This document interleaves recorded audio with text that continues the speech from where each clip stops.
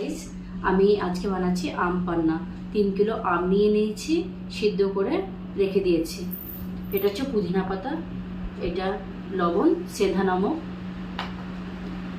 এটা কালি মির্চের পাউডার, এটা চাট মশলা। ঠিক আছে, এখনই এটা চিনি, এসব আমি মিক্সারে পিসবো।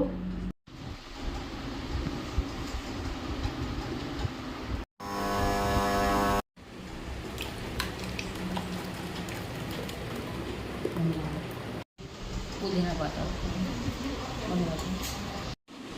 এটা হচ্ছে পুদিনা পাতা, লবণ, চাট মশলা আর গোলমরিচের পাউডার। এটা আম সিদ্ধ করে পিষে নিয়েছি। এখন এই দুটোকে মিলিয়ে আমি এটাতে ছেনে নেব। এটা আমি ছেনে নিচ্ছি। আম পান্না রেডি। খেয়ে দেখুন, গরমের টাইমে পেট ঠান্ডা থাকবে।